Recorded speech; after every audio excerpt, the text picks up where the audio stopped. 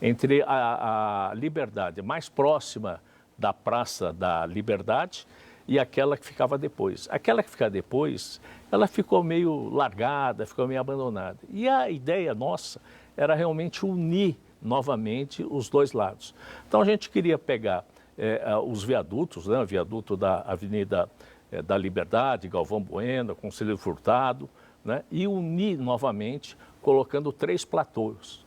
E isso foi uma grande discussão, porque quando nós falávamos em licitação de um ar, né, propriamente, né, ninguém entendia. Todo mundo imagina uma licitação em cima de uma terra. Mas quando você fala de espaço aéreo, ninguém entendia. Então, a compreensão foi muito difícil.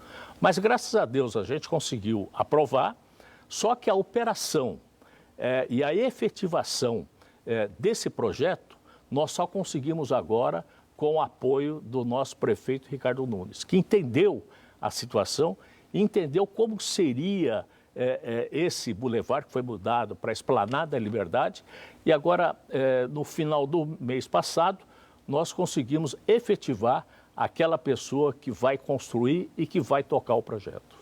Gente, a gente está falando então de um projeto que foi aprovado no fim da década de 90, no primeiro mandato do senhor, e que agora está saindo do papel. Por isso que a gente não pode desistir deles, né, das ideias boas. Exatamente. Eu estava até desistindo. Várias vezes eu desisti, várias vezes me procuraram. E agora, é claro, um projeto reformulado, mas para você ter uma ideia, a Liberdade, ela cheira, né, turista, cheira as pessoas conhecendo a Liberdade, o bairro da Liberdade, né, a cultura oriental. E nós vamos ter um dos platôs, nós vamos construir um hotel. O outro vão ser lojas e o outro vai ser restaurantes, bares e vai ter um palco para shows. Então imagina Ai, que lindo. Como vai crescer ainda mais o turismo lá na Liberdade. Muito legal. Que bom que o senhor não desistiu desse projeto. Obrigado. Gente, nesse primeiro mandato, nessa primeira, né, legislatura, foram 66 projetos. Quer dizer, o senhor trabalhou pra caramba e já entrou nesse segundo mandato com tudo. Aí já no PSDB, já com outro prefeito, Celso Pitta, e aí foi aquela legislatura que a gente brinca, né? Que foi a mais tumultuada de todos os tempos. É verdade. Foi uma legislatura muito tumultuada, porque veio exatamente aquelas questões de corrupção, a máfia dos fiscais, e realmente foi uma época, um processo muito difícil, não é? O Zé Eduardo, que foi o presidente da CPI. Zé Eduardo Cardoso. Tocou com muito brio, muita pressão que ele sofreu, e todos nós sofrimos aqui de pressão. Eu não vou falar nem o nome do vereador, eu fui sorteado, o primeiro nome a ser sorteado, a participar de uma comissão para cassação de um vereador, apareceu o meu nome. E essa pessoa, ela era conhecida como matador, ou tinha uma conversa que ele matava, que era um cara, não sei o quê. E o primeiro nome que eles puxaram, Aurélio Nomura. Eu fiquei branco, né? Eu falei, eu consegui. Teve um dia que o senhor passou até mal também. Passei foi até mal, enfermaria, fiquei preocupado aqui com essa situação. Mas não houve absolutamente como líder nada. Também, né, do PSDB. A pressão era muito grande. Da sociedade. Exatamente. Posteriormente, eu recebi um dossiê de vários vereadores, mas principalmente a coisa mais importante, que infelizmente não conseguimos efetivar, é exigir que a cassação do Pitta, o impeachment do Pitta, deveria ser feito através do voto direto, o que não aconteceu. Por incrível que pareça, para você cassar na época o Fernando Collor, a eleição foi direta, né? E aqui a eleição era indireta, quer dizer, indireta, era um voto secreto. Um voto secreto. Um voto secreto. Quer dizer, o senhor queria o voto aberto. Eu queria o voto aberto. Que os vereadores chegassem no microfone e declarassem sou a favor ou sou contra o impeachment de Celso Pitta, o que na época não... Exatamente, não que não aconteceu, infelizmente. Né? Isso era uma previsão do regimento na época, vereador? O regimento, ela falava que o voto deveria ser fechado. Mas a Constituição Federal, para cassação do presidente da República, tinha de ser direto, voto aberto. Né? Então, essa incongruência é que nos levou a um questionamento, inclusive que, infelizmente, na Justiça, 3 dias depois da votação da absolvição do Pita, do impeachment aqui, 3 dias depois o Tribunal de Justiça entendeu que a nossa posição estava correta. Foi um tempo difícil, né? O senhor disse para a Folha de São Paulo, os vereadores se esconderam na proteção do voto secreto. Lamentável. Lamentável, exatamente. Lamentável. Por outro lado, vocês tentaram muito mudar a lei orgânica, mudar regimento interno para ver se conseguiam, né, um pouquinho mais de liberdade. Por exemplo, nesse mandato também, o senhor defendia, né, na CCJ colocar a lei orgânica nos mesmos planos das constituições, né, estadual e federal. O senhor dizia que os vereadores têm que buscar mais alternativas na Câmara para não ficarem apenas como massa de manobra do prefeito. O senhor disse isso no Diário Popular, achei isso tão forte. Sim. E era importante, porque, na realidade, o vereador, o cargo que ele exercia, é um cargo de uma grande importância, mas precisava ter uma ação mais imediata com relação às ações governamentais, coisa que não existia, coisa passava ao relento e passava longe das discussões aqui na Câmara. Então, nós entendimos que a alteração no regimento interno, colocando a obrigatoriedade de determinadas discussões serem feitas aqui nas comissões, poderia movimentar muito as discussões que nós teríamos, não só aqui na Câmara, mas principalmente junto à população e junto aos locais onde se pretendia desenvolver alguns projetos. Passando, vereador, essa legislatura dos escândalos, né, que assim ficou chamada, veio Marta, o senhor assumiu ali como suplente, né, nesse Sim. período também, mas também investigando o que o senhor chamava de ânsia arrecadatória da prefeita ali. Exatamente. 2002, por aí. Ela ficou conhecida como Martaxa, né? Porque, na realidade, ela começou a aumentar tudo, né? Começando pela taxa do lixo, né? Foi a primeira coisa que foi colocada. E os aumentos que vieram, aumentos abusivos, né?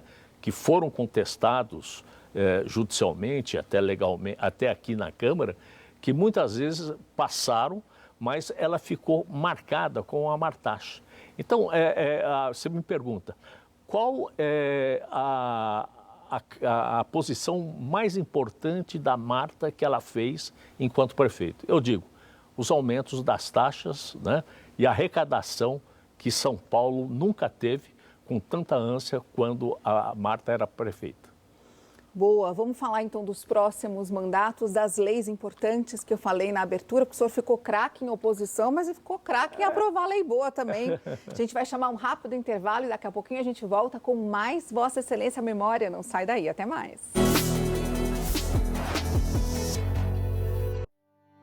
Rede Câmara São Paulo, sua conexão com a política da cidade. Assista o Jornal da Câmara de segunda a sexta-feira, à 1h30 da tarde. E fique por dentro de tudo que acontece no Legislativo paulistano. Rede Câmara São Paulo, sua conexão com a política da cidade.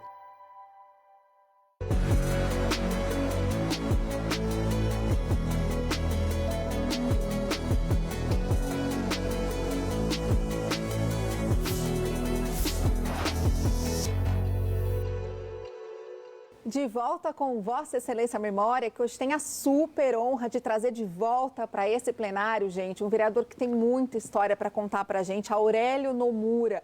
Foram mais de 30 anos aqui nesse plenário, trabalhando e muito por várias gestões, ora na oposição, ora na situação, mas com muita lei importante que a gente tem para contar.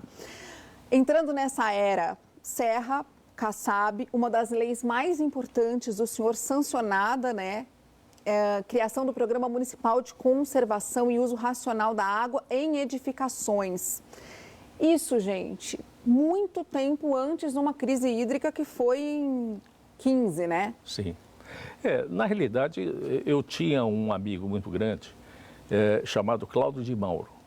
Ele era prefeito de Rio Claro. E naquela época tinha aquela discussão de pagar pelo uso da água, dos rios e tal, e os questionamentos que tinham com relação à cidade de São Paulo, a região metropolitana, que utilizava a maioria da água, né, que era absorvida pela região e se entregava pouco e sequer fazia vamos dizer, a limpeza da água, né? Então, isso nós começamos a discutir e começamos a ver que o planejamento e o crescimento da população ia ser de tal monta que nós não iríamos chegar lá. Como aconteceu a crise hídrica, não só com relação à falta de água propriamente dita pela utilização, mas principalmente também com relação ao clima, que houve aquelas alterações. E aí nós começamos a discutir e chegamos a uma coisa absurda, para você ter uma ideia. Aqui perto, por exemplo, tinha um prédio que tinha um senhor que morava, acho que no 5º ou 6º andar, mas ele era dono também de um restaurante embaixo. Pois é, ele lavava todas as coisas que ele tinha, né, que precisava lavar lá no restaurante, lá no apartamento dele, e dividia, né, com todos os condomínios o custo da água. Então, você poderia morar sozinho ou morar em 10 pessoas, você pagaria a mesma coisa. Tomava um banho só por dia. Exatamente. E se você não pagasse, né, uma pessoa não pagasse, cortava a água geral. Não cortava só daquela pessoa que não pagasse. E aí a gente começou a discutir e existiam outras soluções. Descarga de água, por exemplo, existiam bacias que chegavam a gastar 30 litros, quando naquela época se implantava 6 litros, né, de líquido e 10 de sólido. Então começamos a discutir essa questão e chegamos até uma posição até gozada. Eu criticava muito a válvula hidra, porque a válvula hidra, que você tocava, aí descarga direto e tal. Aí veio o pessoal da hidra, falou, eu ia pedir uma gentileza para você, fala válvula só, não fala hidra, porque hidra está falando o nome da minha empresa. Da marca. Isso está ruim demais. Boa. Aí nós modificamos e tal, começamos a fazer. Mas trouxemos uma economia, mais ou menos... Queria combater o desperdício, exatamente. Basicamente. E a gente conseguiu até, pela própria Sabesp, uma economia de mais de 30% na utilização de água na região metropolitana a partir da lei que a gente implantou. Porque a coisa mais importante que a gente conseguiu foi conseguir implantar os hidrômetros individualizados dentro dos condomínios. É isso que socializava o desperdício de água. Isso foi muito legal mesmo. Passando já para Haddad prefeito, né, a partir de 2013, o senhor como oposição, porém aprovando as leis mais importantes, das mais importantes aí dessa trajetória toda, né? Sim. Primeiro, a das vagas dos shoppings, né, que propunha 3% das vagas para grávidas e pessoas com até 2 anos. Sim. Depois, a do atendimento pedagógico hospitalar para crianças e adolescentes, né? Que essa é uma graça, essa lei, né? Essa é muito boa. Que permitia que as pessoas, que as crianças continuassem a estudar. E depois a multa para o estabelecimento que proibia ou constrangia a mulher na hora de amamentar. Quer dizer, foi uma época muito rica, muito assim, rica. De leis. Exatamente. A gente tinha muitas divergências, como até hoje eu tenho o Haddad. E tudo sancionado pelo Haddad, viu, gente? Mas vamos entender como que funcionou isso. Eu quero dar o crédito ao Haddad, até porque ele foi uma pessoa extremamente correta comigo com relação à aprovação das leis, né, convalidando, promulgando as nossas leis. Muitos me falavam, você aprovou, mas você não vai ver a prorrogação. E a gente conseguia no final.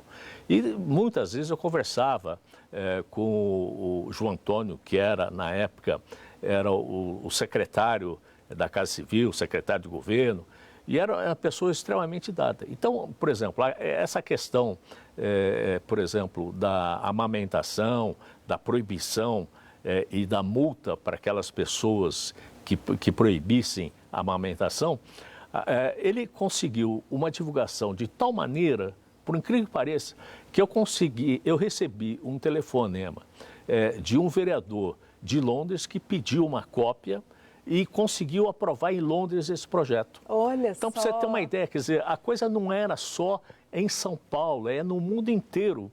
Porque achavam que era uma coisa erótica, que é um negócio absurdo. A amamentação não tem sentido, né? E a partir desse momento, não houve absolutamente nada. Hoje você não ouve que há alguma proibição, alguma restrição. Pelo contrário, porque as entidades, as empresas se conscientizaram que era importante explicar para aquelas pessoas que iriam fiscalizar. oferecendo até uma condição mais adequada. Hoje nós temos aqueles quartos para amamentação, oferecendo uma condição mais adequada, principalmente para gestantes. De repente, para ela não precisar ficar exposta. Não ficar exposta, ter uma tranquilidade, um lugar mais fresco, oferecer um pouco mais de conforto para a mãe e para a criança.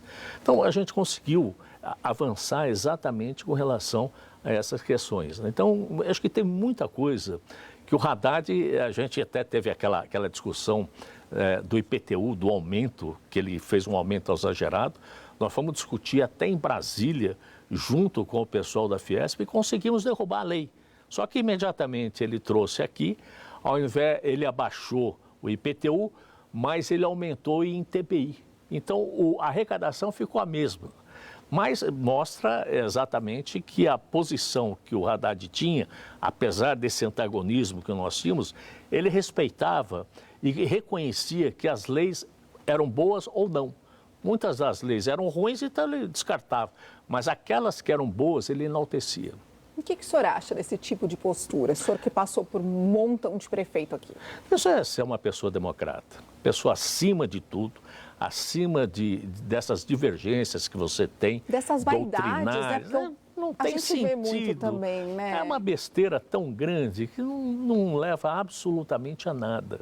Então, a gente vê uma pessoa desse porte, tipo do Haddad, briga, xinga, tal, não sei o quê, mas na hora de ver, analisa efetivamente o fato, o que está sendo aprovado, o que foi discutido, e aprovar e sancionar uma lei desse tipo que nós acabamos de citar, mostra exatamente o conceito que ele tem e como a pessoa é democrata, né? Porque a gente já teve vereador contando aqui pra gente que tinha projetos maravilhosos que não foram sancionados pelo prefeito, só que a ideia era ótima e lá na frente, por exemplo, se usou numa campanha de governo a mesma ideia, só para não sancionar, para não aprovar.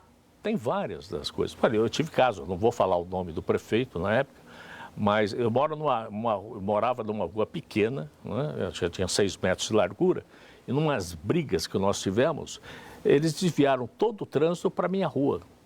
Por incrível que pareça. Aí fui brigar e tal. A hora que eu mostrei aqui para o secretário da Casa Civil, ele ficou horrorizado. Ele falou, você está brincando? Eu falei, olha, vai lá. Eles desviaram todo o trânsito da região em cima da minha rua. Eu falei, isso é um absurdo, né? Então você mostra que tem pessoas que não são afeitas exatamente a falar em democracia. Eles trabalham em outro setor que não diz respeito a nós. E nem a população, né? E nem a população. Que é a mais interessada nisso verdade. Tudo, né, vereador? É verdade.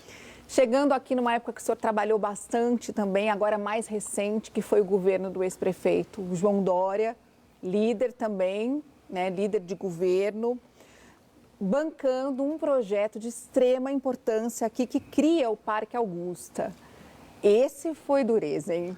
Como é que foi essa narrativa toda? Esse foi um projeto que ela demorou 13 anos para a gente implantar. 13 anos? 13 anos.